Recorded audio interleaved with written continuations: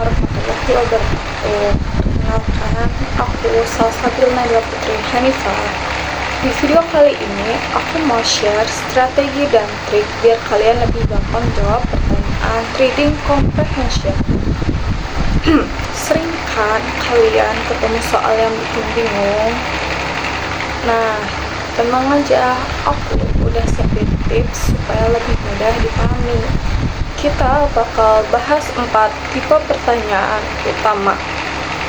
Ada main idea questions, stated and unstated detail questions, implied detail questions, dan vocabulary and context questions.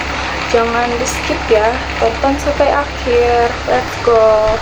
Pertama, kita mulai dari main idea question. Ini tuh pertanyaan yang nyari gagasan utama dari sebuah teks atau paragraf. Triknya gampang banget.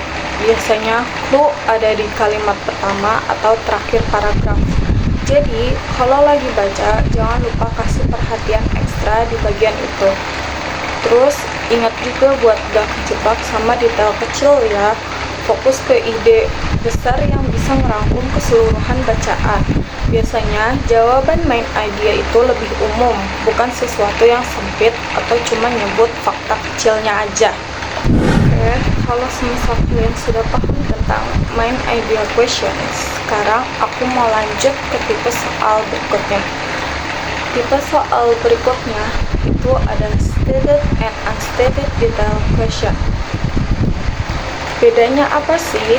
Nah, kalau stated detail, jawabannya itu udah jelas tertulis di teks. Jadi, kita cuma butuh skimming dan scanning, alias baca cepat buat nemuin kata kunci yang sama kayak di soal. Sementara, unstated detail question itu pertanyaan jebakan.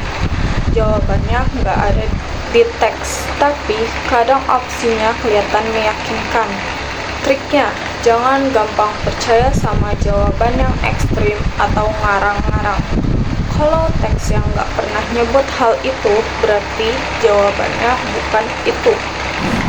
Kalau tadi detailnya jelas atau nggak jelas, sekarang aku mau masuk ke tipe soal yang jawabannya harus kita simpulin sendiri, yaitu implied detail questions.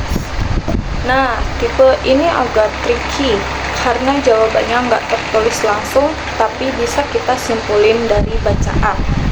Triknya, pertama, cari dulu kata kunci dari pertanyaan. Kedua, hubungkan sama informasi di teks.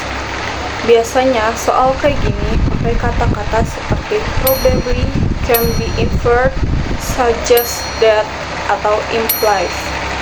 Nah, pas jawab, jangan sampai ngambil kesimpulan yang terlalu jauh dari isi bacaan. Kuncinya adalah logis. Pikirkan, kalau aku nyambungin kalimat yang ada di teks sama konteks bacaan, kesimpulan paling masuk akal apa? Itu biasanya jawabannya. Oke, yang terakhir kita bahas soal yang sering bikin bingung, yaitu tentang kosakata atau vocabulary and context question. Nah, ini pertanyaan yang ngetes pemahaman kita tentang arti kata sesuai konteks bacaan, bukan arti kamus yang mentah. Strateginya, coba baca kalimat sebelum dan sesudah kata yang ditanya. Lihat gimana kata itu dipakai. Terus, coba ganti dengan sinonim atau kata lain yang kira-kira cocok di kalimat tersebut. Hati-hati juga, jangan terjebak arti literal atau arti dasarnya yang nggak nyambung sama kalimat.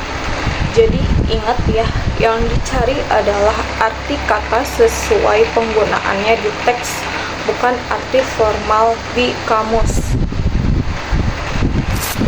Jadi itu tadi strategi dan trik untuk menjawab 4 tipe pertanyaan reading comprehension. Kita udah bahas mulai dari main idea questions, stated and unstated detail questions, implied detail questions, sampai vocabulary and context questions. Semoga trik-trik ini bisa bantu kalian lebih pede ngerjain soal, terutama pas ujian. Jangan lupa buat sering latihan biar makin terbiasa. Oke, sekian sharing dari aku, semoga bermanfaat. Makasih banyak udah nonton sampai akhir.